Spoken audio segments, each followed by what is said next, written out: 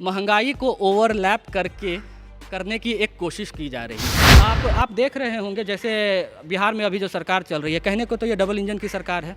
जदयू के लोग हों, माननीय मुख्यमंत्री जी हों, या जदयू के जितने प्रवक्ता हों, भारतीय जनता पार्टी के जितने प्रवक्ता हों, जितने लीडर हों, सब लोग कहते हैं कि डबल इंजन की सरकार है। भाजपा तो हमेशा से चाहती ही है कि इस प्रकार के मुद्दों को उठाया जाए। भाजपा कभी भी जन सरोकार के मुद्दों को, ज़मीनी मुद्दों को, जो वास्तविक मुद्दे हैं, जो आपके जीवन को, मेरे जीवन को प्रभावित करती हैं, हमारे जीवन पर असर करती हैं, उस प्रकार के मुद्दों से हमेशा बचने की कोशिश करती है।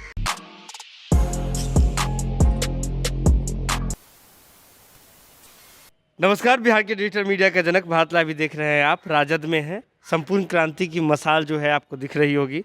राजद कार्यालय के भीतर ये मसाल लगी हुई है, लेकिन बिहार के साथ साथ देश एक अलग आग में जूझ रहा है। हम बात करें, महंगाई चल ही रही थी, लेकिन महंगाई के ऊपर एक ऐसा मुद्दा आया जिसने महंगाई को भी ओवरलैप कर दिया। हम बात कर रहे हैं जनसंख्या नियंत्रण कानून को लेकर के, और इसी मुद्दे पर बातचीत के लिए हमारे साथ मौजूद हैं राजद के प्रवक्ता प्रशांत मंडल जी। स्वागत है आपका। आप मिथिलांचल से हैं।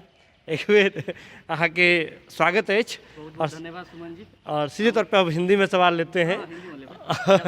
हिंदी में जी जी, तो सीधे तौर पे ये सवाल है, जनसंख्या नियंत्रण कानून को लेकर के जिस प्रकार से बिहार में भी एनडीए सरकार में दो फाड़ हुई पड़ी है। नीतीश कुमार जी जहां लागू करवाना नहीं चाहते हैं, बीजेपी लागू करवाना चाहती है।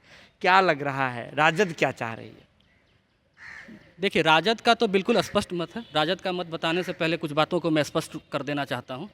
आपने अपने प्रश्न में ही कहा, महंगाई को ओवरलैप करने की एक कोशिश की जा रही है। देखिए, जनसंख्या नियंत्रण हर कोई चाहता है। जनसंख्या कहीं की भी ज़्यादा हो, संसाधनों पर असर पड़ता है उसका। इसके विरुद्ध में शायद कोई नहीं होगा, कोई भी नहीं होगा। लेकिन किसी चीज़ को, कुछ चीज़ें होती हैं जिनको आप कानून के दायरे में ना बांधें, सीमित दायरे में ना बांधें तो ही बेहतर होता है। आप देख रहे होंगे जैसे बिहार में अभी जो सरकार चल रही है, कहने को तो ये डबल इंजन की सरकार है। जदयू के लोग हों, माननीय मुख्यमंत्री जी हों, या जदयू के जितने प्रवक्ता हों, भारतीय जनता पार्टी के जितने प्रवक्ता हों, जितने लीडर हों, सब लोग कहते हैं कि डबल इंजन की सरकार है। माननीय नेता प्रतिपक्ष ने अनेकों जगहों पर इस चीज़ को स्पष्ट किया है कि वास्तव में बिहार के लिए ये डबल इंजन की सरकार नहीं, ये ट्रबल इंजन की सरकार है। जिस प्रकार का विरोधाभास, जिस प्रकार की अंतर्कलह, जिस प्रकार का अंतर्द्वंद आप हर एक बयान में, आप हर एक वक्तव्य में दोनों पार्टियों के नेताओं का देख रहे हैं, तो इससे स्पष्ट है कि इनके अंदर सब कुछ ठीक नहीं चल रहा है। भाजपा तो हमेशा से चाहती ही है कि इस प्रकार के मुद्दों को उठाया जाए। भाजपा कभी भी जन सरोकार के मुद्दों को, ज़मीनी मुद्दों को, जो वास्तविक मुद्दे हैं, जो आपके जीवन को, मेरे जीवन को प्रभावित करती हैं, हमारे जीवन पर असर करती हैं, उस प्रकार के मुद्दों से हमेशा बचने की कोशिश करती है। महंगाई अभी सबसे चरम पर है। 6.3 महंगाई दर है अभी भारत की, बहुत ज़्यादा है। आप फिर देखिएगा, अब चूँकि जो अंतर्द्वंद है, एक तरह से आप कहिएगा तो एक अपने अपने वोट बैंक को, अपनी स्थिति को मजबूत करने की एक कोशिश की जा रही है, इस मन भटकाने को, दिमाग भटकाने की बात करके। अंतर्द्वंद लगातार बना हुआ है इन लोगों के बीच। नीतीश बाबू कह रहे हैं कि जागरूकता के माध्यम से आप जनसंख्या नियंत्रण का काम करना चाहिए। तो आप 16 साल से मुख्यमंत्री हैं। मैं आपको कुछ आंकड़े देना चाहता हूँ। नेशनल फैमिली हेल्थ सर्वे 2019-20 की रिपोर्ट 12 दिसंबर 2020 को जारी हुई है। ये भारत सरकार के द्वारा किया गया सर्वे है। इसमें 3 राज्य हैं मात्र, बिहार, मणिपुर और मेघालय, जिनकी TFR रेट यानी टोटल फर्टिलिटी रेट, जो प्रजनन दर है, वो 3 से ज़्यादा है। किसी भी डेवलप्ड मुल्क की आप बात कीजिएगा तो TFR रेट जिनका 2 या 2 से कम होता है, तो उसकी जनसंख्या को सस्टेनेबल ग्रोथ के रूप में माना जाता है। तो आप 16 साल से कौन सी जागरूकता का काम कर रहे थे? अगर आप 16 साल से मुख्यमंत्री हैं और आपका विशेष फोकस हमेशा से महिलाओं के ऊपर रहा है, तो ये फर्टिलिटी रेट बिहार में 3% से ज़्यादा क्यों है? मेरा सीधा सा सवाल है। देखिए, इधर उधर की बात नहीं होनी चाहिए। मैं आपको एक बात और क्लियर कर देना चाहता हूँ, शायद अभी बहुत लोगों के संज्ञान में नहीं आया है। 2007 में माननीय मुख्यमंत्री जी बिहार में एक तरह से जनसंख्या कानून लागू कर चुके हैं। नगर निगम, नगर परिषद, नगर पंचायत के जो भी चुनाव होते हैं, उनमें जो भी लोग चुनाव लड़ने को इच्छुक होते हैं, वहाँ पर पहले से ये कानून बना दिया गया है कि जिनके 2 से ज़्यादा बच्चे हैं वो नहीं लड़ सकते हैं। तो आप फिर दोहरी, उनका वही है, कभी कुछ कहते हैं, कभी कुछ कहते हैं, उनकी बातों का तो कोई भरोसा है नहीं।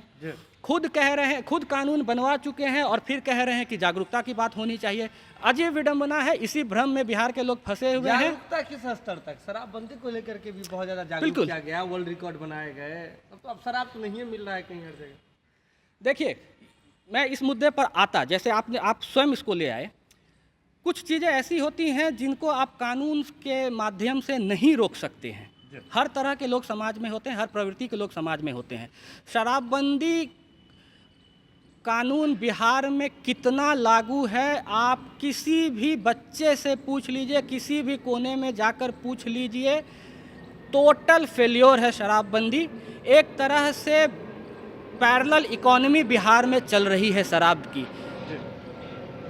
आप 2005 से, इनका जो कार्यकाल 2005 से शुरू हुआ है, घर घर तक शराब पहुंचाने का काम किसने किया था? मैं आपसे जानना चाहता हूं, आपके चैनल के माध्यम से सभी दर्शकों से जानना चाहता हूं। यही माननीय मुख्यमंत्री नीतीश कुमार जी थे, जिन्होंने लगभग हर चौक पर, हर गांव के टोला में, मोहल्ला में शराब की दुकानें खोलने का काम किया था। आज ये शराबबंदी, नकली शराबबंदी, फर्जी शराबबंदी कानून लागू करके अपनी पीठ थपथपाना चाह रहे हैं, अपनी सरकारी विज्ञापनी छवि को चमकाना चाह रहे हैं। बिहार का ऐसा एक भी कोना नहीं है जहां शराब नहीं मिल रही है। पुलिस उगाही का काम कर रही है और बच्चे जो बिहार के हैं, जो युवा हैं, उनको होम डिलीवरी और कुरियर बॉय बना दिया गया है। कमी कहाँ रह गई? प्रचार प्रसार करने में, जन जागरूकता में कहाँ कमी रह गई नीतीश कुमार? नीयत में कमी है सर। मैं तो स्पष्ट रूप से कहूँगा, नीयत में कमी है। साफ नीयत वाले व्यक्ति हैं, साफ छवि वाले व्यक्ति, साफ छवि वाले व्यक्ति होते, साफ नीयत वाले व्यक्ति होते तो बिहार की यही स्थिति होती क्या? सिर्फ और सिर्फ अपनी छवि की इनको चिंता है, सिर्फ और सिर्फ सत्ता की लालसा है, सिर्फ और सिर्फ मुख्यमंत्री की कुर्सी पर बने रहने की ये सोचते हैं। 16 साल में इन्होंने बिहार का क्या हश्र किया है। आप चिकित्सा सुविधा देख लीजिए, आप शिक्षा व्यवस्था देख लीजिए, आप इंफ्रास्ट्रक्चर देख लीजिए, आप रोजगार की स्थिति देख लीजिए, आप उद्योगों की स्थिति देख लीजिए, आप किसी भी संस्थाओं के आंकड़े, डाटा उठाकर देख लीजिए, नीति आयोग को देख लीजिए, नेशनल सैंपल सर्वे के आंकड़ों को देख लीजिए, किसी भी आंकड़ों को देखिए। अगर कहीं पर, यहाँ तक कि आप NCRB का डाटा देखिए, हमेशा सुशासन की बात करते हैं, सुशासन बाबू कहलाना पसंद करते हैं। हत्या की क्या स्थिति है बिहार में, बलात्कार की क्या स्थिति है। मुजफ्फरपुर बालिका गृह की बच्चियां आज भी सिसक रही हैं, रो रही हैं, वो पूछ रही हैं क्या हुआ उस तोंद वाले अंकल का, क्या हुआ उस मूछ वाले अंकल का, आज तक नहीं पता चल सका है। तो नीयत बिल्कुल साफ नहीं है, जागरूकता करने की इनकी कोई मंशा नहीं है। पुलिस के माध्यम से ये एक पैरेलल इकोनॉमी चला रहे हैं, उगाही का इन्होंने शराबबंदी को एक धंधा बना दिया है। इसी सब पैसे से तो ये चुनाव लड़ते हैं, इसी सब पैसों का इस्तेमाल तो ये विधायकों, दूसरे पार्टी के विधायकों को, दूसरे पार्टी के सांसदों को तोड़ने के लिए करते हैं। देखिए, सीधे तौर पे अभी प्रशांत मंडल जी हमारे साथ थे, सीधे तौर पे राजद के प्रवक्ता हैं, युवा हैं, और इन्होंने नीतीश कुमार जी को लेकर के और नीतीश कुमार जी की सरकार को लेकर के, जो 16 साल से बिहार में है, सत्ता में बैठे हुए हैं, कहाँ कमी रह रही है नीतीश कुमार जी में, जो आंकड़े हैं वो क्या कुछ कह रहे हैं, तमाम हकीकतों को आपके सामने रखा। आप जुड़े रहें भारत लाइव के साथ, जो भी अपडेट है भारत लाइव की टीम सबसे पहले आप तक पहुँचाएगी। इसके लिए ज़रूरत है भारत लाइव की खबरों को यूँ ही देखते रहें, शेयर करते रहें और हमारा मनोबल बढ़ाते रहें। बहुत बहुत धन्यवाद। अगर ये वीडियो पसंद आई और वह बिहार के राजनीति और बिहारियत से सरोकार रखेनी तो सब्सक्राइब बटन दबा के चैनल के सब्सक्राइब कर ली। ओजे एगो घंटी बा, ओकरा बटन दबा देला से कुल सटीक और मारक खबर रुआ मुफ्त में मिल जाई। अगर रुआ पत्रकारिता के हमनी के नया प्रयोग में सहयोग कर चाहतानी तो ज्वाइन बटन दबा दी।